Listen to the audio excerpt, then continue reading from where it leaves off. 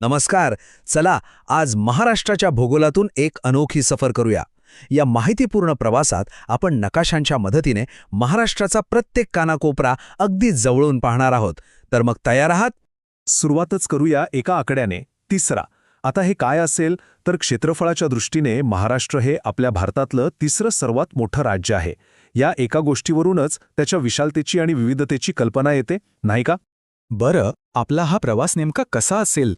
आधी आपण महाराष्ट्राचं एक मोठं चित्र पाहणार आहोत, मग हळूहळू आत शिरू.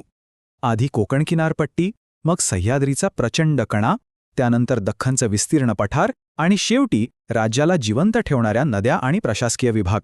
म्हणजे अगदी पश्चिमेकडून पूर्वेकडे जाणारी ही एक संपूर्ण सफर आहे. चला तर मग आपल्या प्रवासाचा पहिला टप्पा सुरू करूया. आधी हे समजून घेऊ की भारताच्या नकाशावर महाराष्ट्राचं स्थान नेमकं कुठे आणि कसं आहे. महाराष्ट्राच्या सीमा जरा डोळ्यासमोर आणूया. बघा, उत्तरेला आहेत सातपुडा पर्वतरांगा आणि गाविलगडच्या टेकड्या. पश्चिमेकडे तर काय तब्बल 720 किलोमीटर लांबीचा अथांग अरबी समुद्र पसरलाय. दक्षिणेकडे गोवा आणि कर्नाटक ही राज्य आहेत, तर पूर्वेला आणि आग्नेयेला छत्तीसगड आणि तेलंगणा. याच नैसर्गिक आणि राजकीय सीमांनी महाराष्ट्राला एक खास ओळख दिली आहे. आता थेट पश्चिमेकडील किनाऱ्यावर जाऊया, कोकण, जिथे जमीन आणि समुद्र एकमेकांना भेटतात.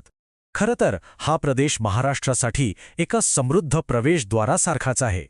आता कोकण म्हणजे नेमकं काय तर अगदी सोप्या शब्दात सांगायचं तर एका बाजूला अरबी समुद्र आणि दुसऱ्या बाजूला सह्याद्री पर्वत.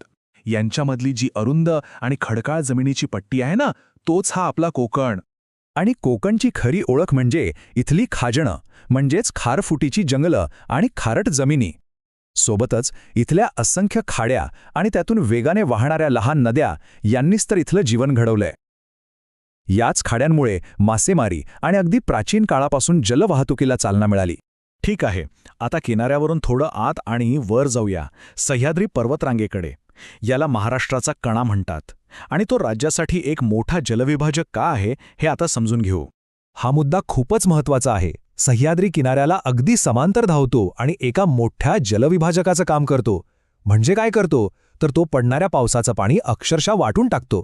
त्यामुळेच तर काही नद्या पूर्वेकडे वाहतात आणि बंगालच्या उपसागराला मिळतात, तर काही थेट पश्चिमेकडे अरबी समुद्रात जातात.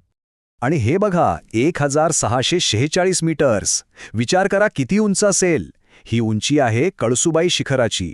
होय, महाराष्ट्रातलं सर्वोच्च शिखर. सह्याद्रीच्या भव्यतेची ही एकच साक्षी पुरेशी आहे.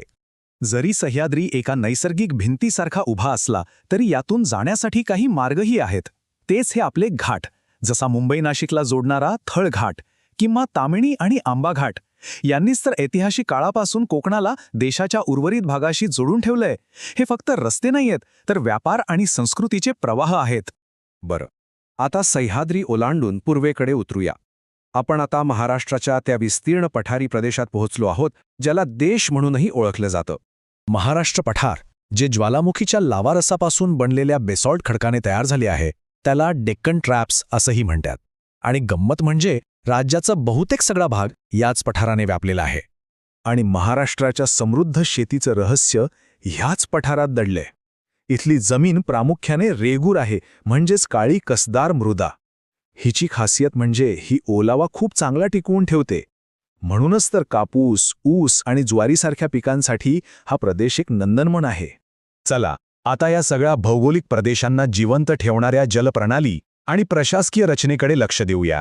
याच तर आहेत महाराष्ट्राच्या जीवनवाहिन्या. इथे 2 मुख्य नदी प्रणाली दिसतायत. सह्याद्रीमुळे गोदावरी आणि कृष्णा यांसारख्या मोठ्या नद्या पूर्वेकडे म्हणजे बंगालच्या उपसागराकडे वाहतात, तर तापी पूर्णासारख्या काही नद्या पश्चिमेकडे वळून अरबी समुद्राला मिळतात. गोदावरी नदीला तर दक्षिण गंगा म्हणून ओळखलं जातं. हे केवळ तिच्या लांबीमुळे नाही, तर तिच्या काठावर वसलेल्या तीर्थक्षेत्रांमुळे आणि तिच्या प्रचंड सांस्कृतिक महत्त्वामुळे आहे. ती महाराष्ट्रातील सर्वात लांब नदी आहे. दुसरीकडे आहे कोयना नदी. तिला महाराष्ट्राची भाग्यरेखा म्हणतात. का? कारण या नदीवरचा जलविद्युत प्रकल्प राज्याच्या विकासासाठी आणि उद्योगांसाठी मोठ्या प्रमाणात वीज पुरवतो. सिंचनासाठीही ही नदी खूप महत्त्वाची आहे. आता एवढ्या मोठ्या आणि वैविध्यपूर्ण राज्याचा कारभार पाहण्यासाठी त्याची 6 प्रशासकीय विभागांमध्ये विभागणी केली आहे. कोकण, पुणे, नाशिक, छत्रपती संभाजीनगर, अमरावती आणि नागपूर. आणि प्रत्येक विभागाची स्वतःची अशी एक वेगळी भौगोलिक आणि सांस्कृतिक ओळख आहे. चला आता जाता जाता काही महत्त्वाचे मुद्दे पुन्हा एकदा पाहूया. राज्याचा आकार साधारणपणे त्रिकोणी आहे. पूर्व पश्चिम विस्तार सुमारे 800 किलोमीटर आहे, तर उत्तर दक्षिण विस्तार सुमारे 700 किलोमीटर. आणि इथला मुख्य खडक आहे बेसॉल्ट. हे मुद्दे पटकन लक्षात ठेवण्यासाठी खूप सोपे आहेत. आणि शेवटी एक विचार करण्यासारखा प्रश्न. उत्तर आणि दक्षिण भारताला जोडणारा एक पूल म्हणून महाराष्ट्राच्या या अद्वितीय भूगोलाने त्याचा इतिहास, समाज आणि संस्कृती नेमकी कशी घडवली असेल यावर नक्कीच विचार करता येईल.